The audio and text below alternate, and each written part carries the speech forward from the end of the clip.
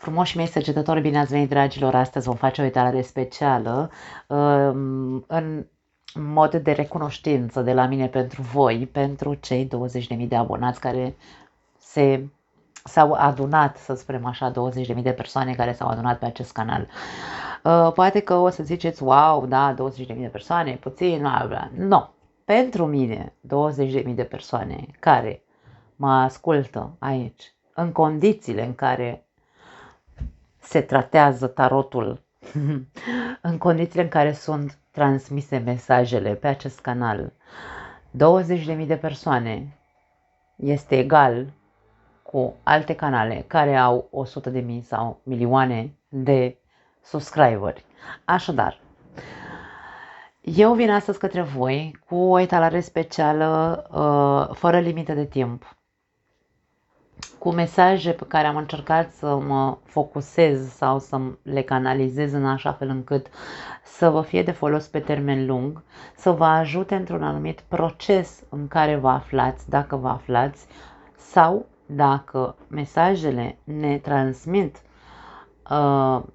nevoia de a intra într-un proces, să vă ajute în așa fel încât să faceți cu bine sau să treceți cu bine prin acel proces.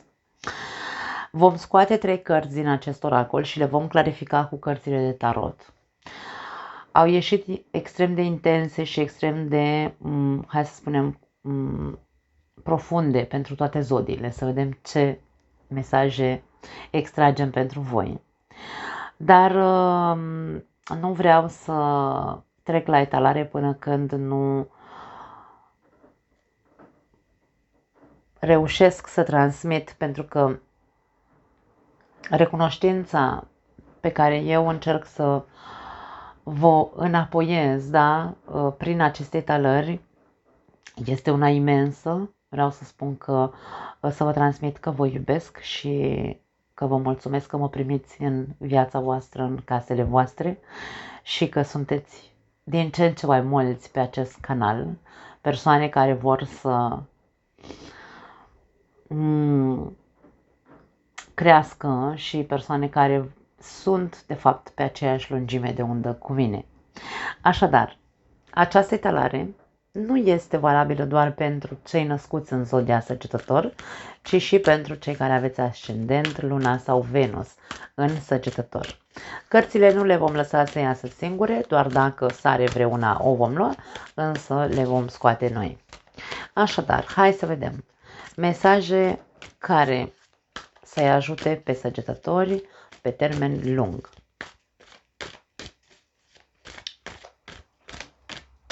Bun. Primul mesaj.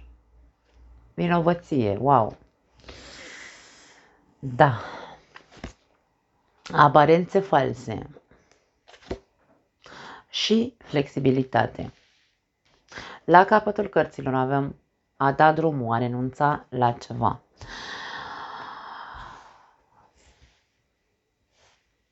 Mesajele pentru voi sunt de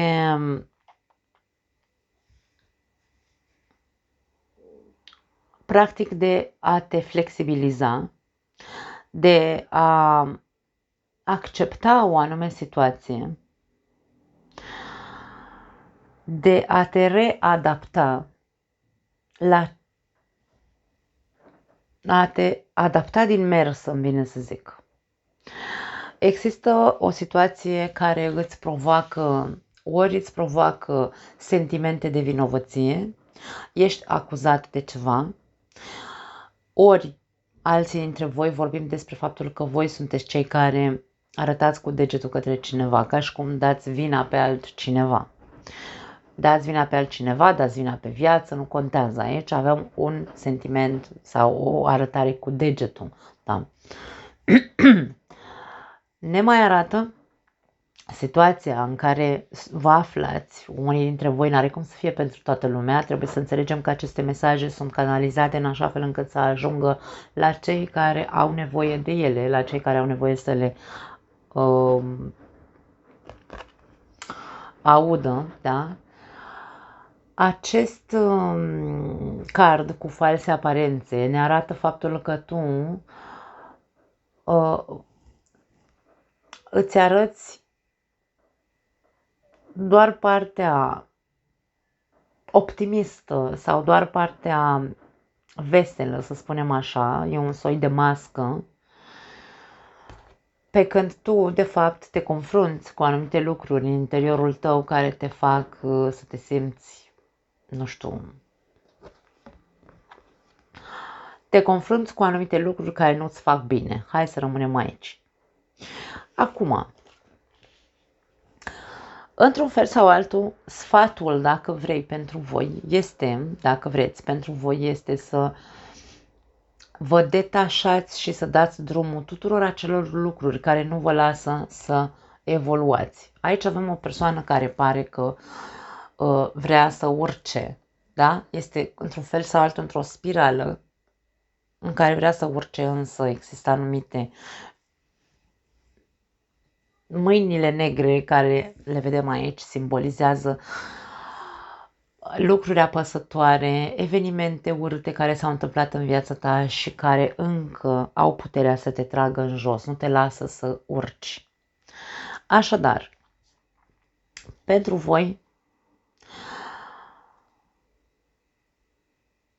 voi sunteți invitați, să spunem așa, să deveniți mai flexibili și să învățați să vă adaptați din mers în ce se întâmplă în momentul de față, când voi veți vedea această etalare, să vă recalibrați, readaptați. Da? Pentru că nu vă servește la nimic, îmi vine să spun, nici să arătați cu degetul către viață, nici să lăsați pe altul să vă pună în cărcă lucruri care să vă tragă în jos. Nu servește la nimic să păstrezi aparențele și să arăți că totul este perfect în viața ta, când de fapt tu pe dinăuntru poate că trăiești într-un soi de coșmar, dacă vrei, da? Așa că, hai să vedem care este motivul pentru care lași pe alții să te facă să te simți vinovat sau motivul pentru care tu arăți către alți vinovați și nu e un soi de responsabilitate a unor alegeri care probabil le-ai făcut într-un alt moment. Hai să vedem.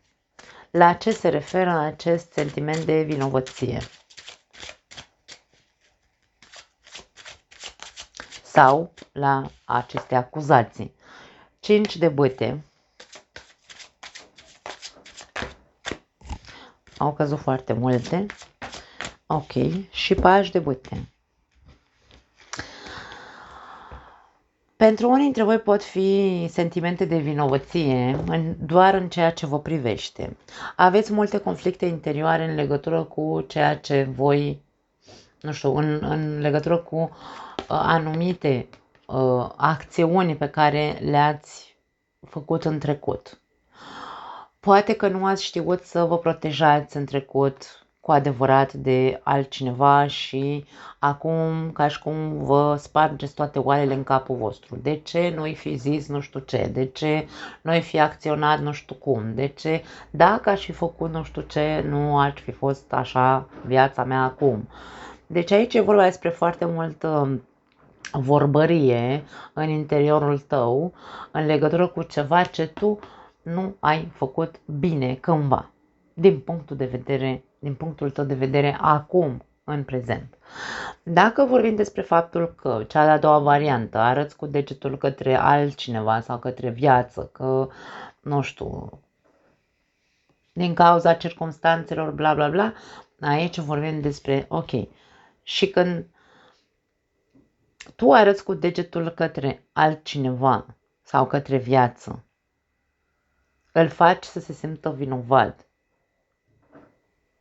Sau vrei ca viața, într-un fel sau altul, să te recompenseze pentru ceea ce ți-a făcut. Ce tip de comportament crezi că este? Aici avem un comportament infantil care vrea să aibă dreptate. Pentru că aici vorbim despre Nu ai cu cine să te lupți. Indiferent cât de mult arăți în exterior cu degetul, că viața mi-a adus numai evenimente urâte, ok, infantil. Tu cine ești în viața ta? Câți ani ai? Aici avem o energie cu vârsta cuprinsă între, hai să zicem, 16 și 22 de ani, 24 de ani cel mult. Da? Câți ani ai tu? Dacă ești la vârsta asta, atunci, ok, te înțeleg. Poți să începi să dai vina pe viață până vei crește și tu un pic.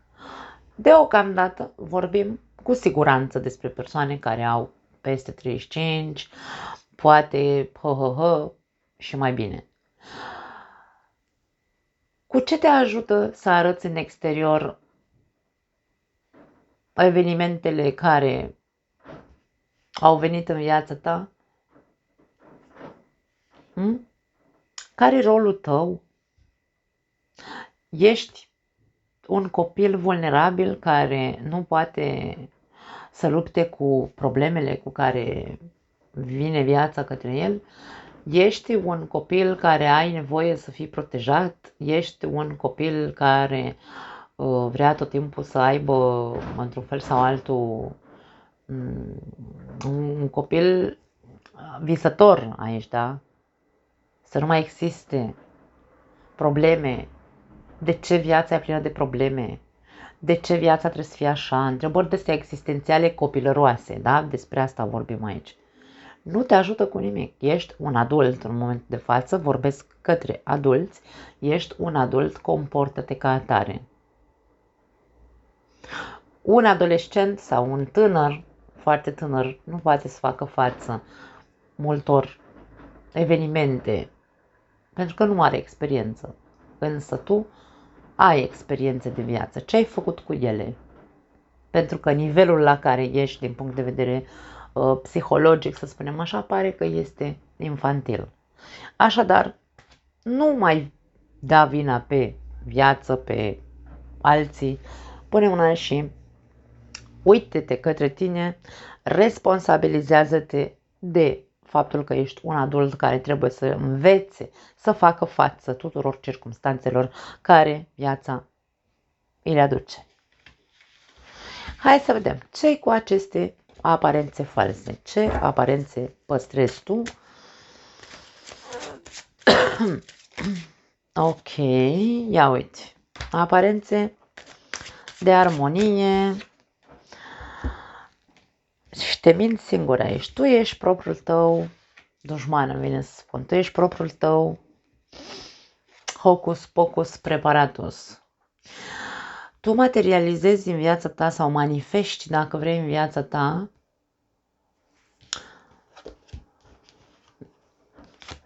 exact ceea ce, hai să spunem, că dorința ta este să manifesti stabilitate, armonie, voie bună, fericire, nu știu, relații pentru unii dintre voi, casă, masă, habar n-am, de toate, tot ce înseamnă stabilitate, siguranță, pentru fiecare dintre noi e diferit, însă tu vrei să manifesti toate aceste lucruri. Însă, poziția din care manifesti este falsă sau poziția din care vrei să manifesti este falsă. Tu crezi că ești un manifestator pe pozitiv și de aceea te înfășori, îmi vine cuvântul, dar învăluiești, da? Te învăluiești într-o energie de pozitivitate, de optimism.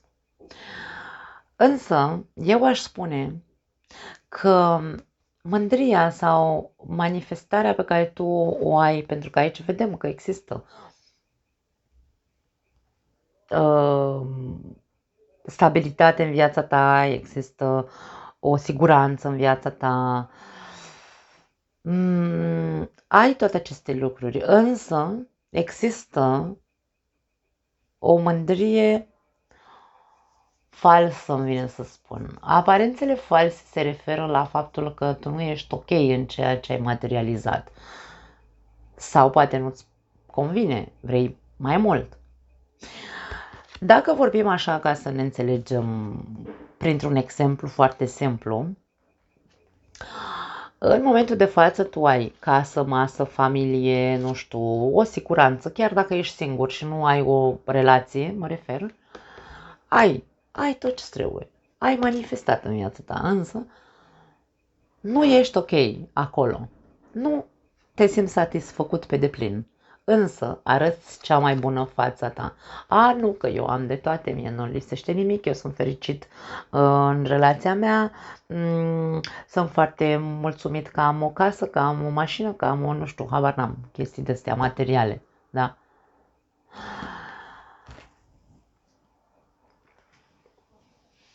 Am simțit să transmit mesajul că tu manifesti, că tu crezi că ești un manifestator pe pozitiv. Poți fi un manifestator pe pozitiv atâta timp cât ești satisfăcut. Când ești cu degetul întins către viață, către, nu știu, reproșuri sau către această chinuială, că altcineva te acuză pe tine sau, nu știu, și tu păstrezi aparențele ca și cum nu te doare ce ți se spune, ne arată faptul că nu ești ok, nici în ceea ce tu ai manifestat până acum, nici în sânul acestei relații, acestei familii, în casa ta, nu te simți bine în casa ta. E un soi de falsitate în care încă te lași învăluit. Dacă tu vrei să deții cu adevărat puterea manifestării pe pozitiv, tu trebuie să-ți schimbi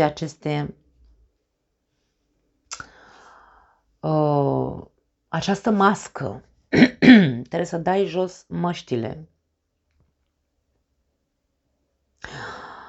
În momentul în care nu te simți bine în sânul acestei relații, acestei familii, nu te simți bine în casa ta, nu e ok să te lași acuzat sau nu e ok să dai vina pe X, Y, Z.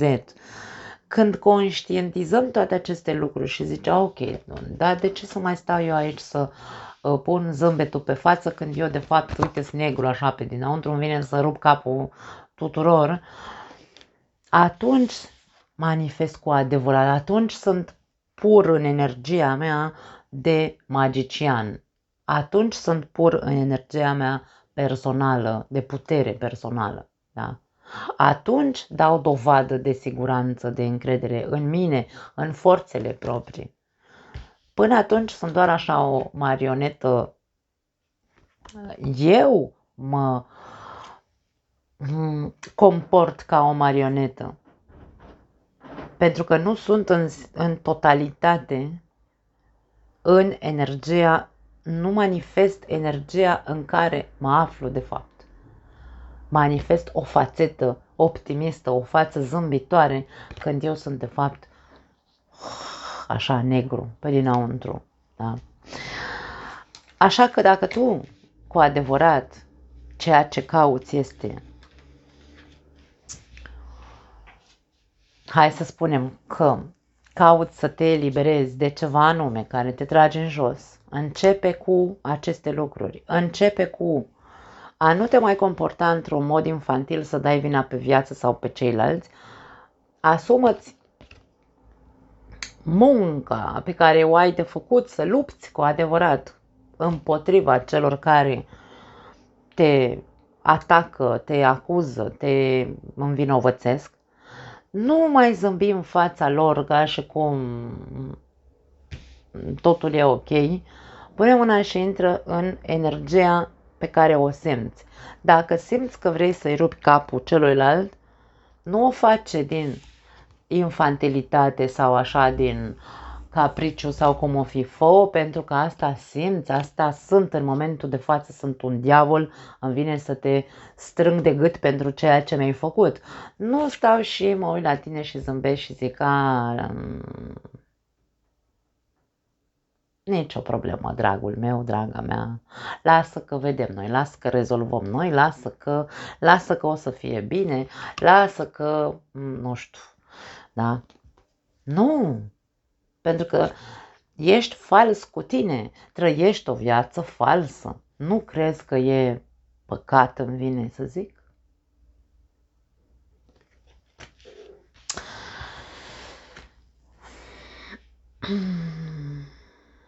E ca și cum tu te joci cu viața. Te joci cu viața ta pe degete, vine să zic.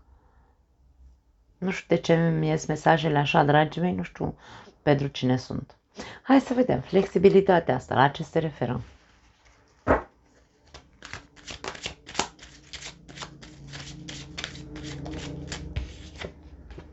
9 de bâte.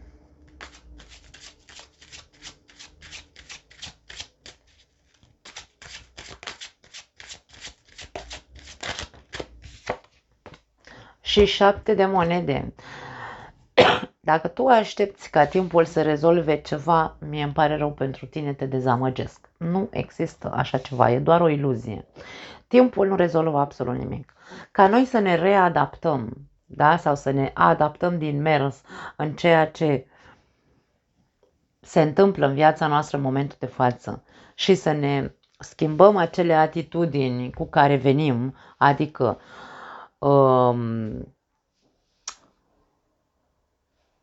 sentimentul de vinovăție, că n-am făcut, de ce n-am zis, de ce n-am, cum am zis mai devreme, sau acuzațiile, faptul că ești tu acuzat de cine știe ce și aparențele pe care le păstrezi, ca să conștientizezi că trebuie să te adaptezi, e momentul să conștientizezi în primul rând că nu, timpul nu rezolvă nimic, că încrederea nu se recuperează decât prin eforturi,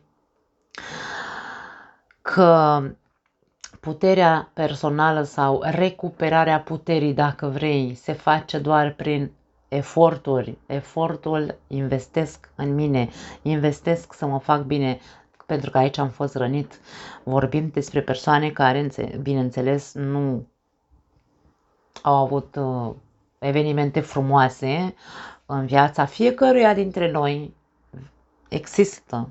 Toți avem povestea noastră, dragii mei.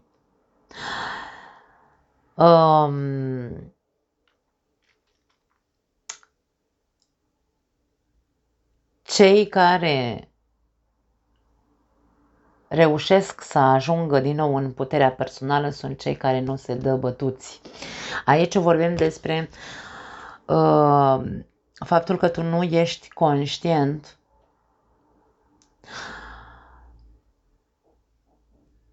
că ești dotat cu foarte multă putere interioară, că vei putea să depășești acele momente urâte sau să treci peste ceea ce s-a întâmplat, decât când nu mai stai degeaba, ci pui osul la treabă, decât când vei începe să investești în a te face bine, a-ți reveni. Da. Nu ne putem reveni dacă nu ne flexibilizăm, nu ne putem da seama că timpul nu rezolvă nimic dacă nu conștientizăm că e momentul să ne reupgradăm, ne readaptăm. Da? Așadar, Săgetătorul are multă treabă de făcut în ceea ce îl privește cu infantilitatea, cu falsitatea sau cu aparențele pe care le păstrează, cu faptul că se lasă acuzat sau arătat cu degetul sau poate te interesează foarte mult părerea celor din jurul tău, Este tot un comportament infantil când tu te uiți și zici, aoleu, dacă fac nu știu ce o zice mama, tata, vecinul, nu știu cine. Da? Părerea celorlalți. Are de lucrat cu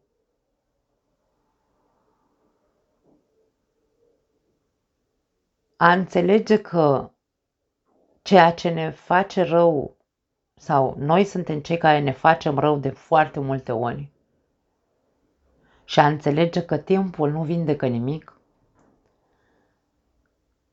și că nimic nu-ți poate repara încrederea în viață, încrederea în persoane, decât tu. Tu ești cel care trebuie să investească în a se face bine. Nimeni altcineva.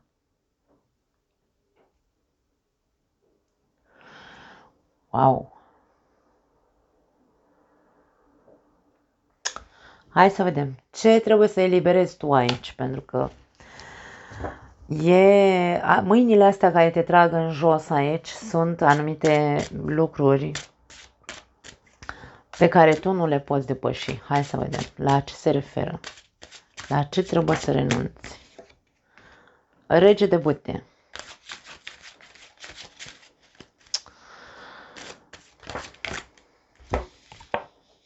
Zece de spade și regina de cupe a vrut să sară și ea. Dragii mei,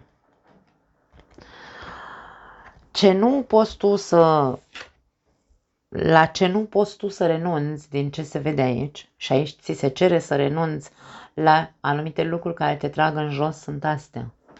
Zecele de spade aici ne arată că între tine și o persoană a avut loc o trădare, între tine și o persoană a avut loc o înjunghiere pe la spate, a avut loc aici practic este imaginea morții, nu moarte fizică, da? Această persoană nu e moartă, este pusă la pământ, este umilită, a simțit trădarea în așa fel încât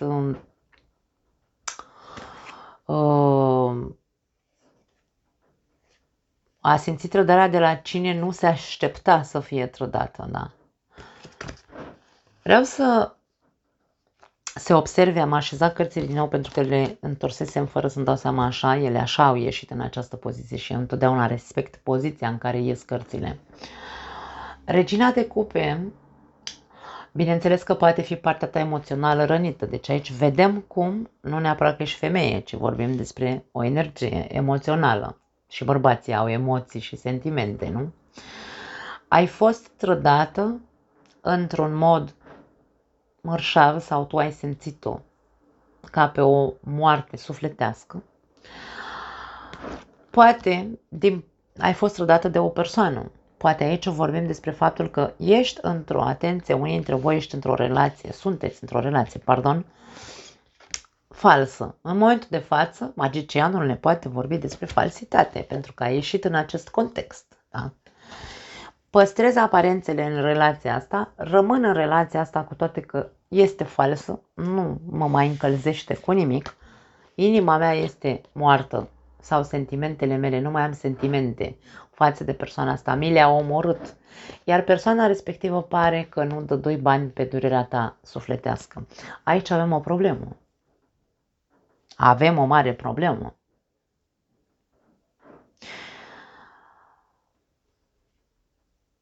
Poate tu crezi că această persoană este egoistă, nepăsătoare, nu interesează suferința ta. Și dacă ar fi așa, hai să luăm scenariul cel mai tragic. Și dacă ar fi așa, această persoană o doare la bască, că te doare pe tine corazonul, că te-a trădat, că ți-a făcut rău. Luăm scenariul cel mai tragic. Da? Tu ești singura persoană care trebuie să elibereze acest scenariu, această durere. Nu te ajută cu nimic să-l acuzi pe celălalt taca toată ziua într-un mod infantil, ținând o langa balanga 5 ani de zile, cine știe câți ani aveți sau luni, de acuzații, de, nu știu, habar n-am, tot felul de, da, de acuze, atâta timp cât tu arăți această fațetă în exteriorul casei, mă refer, în casă ești neagră, iar afară ești roșie, da. Unde e sinceritatea față de tine? Unde? Când crezi tu că vei putea elibera? Că te vei putea elibera de această rană? Când crezi tu că te vei ridica de la pământ? Când crezi tu că te vei vindeca? În momentul în care aștepți, ai așteptări. Ce așteptări ai de la această persoană?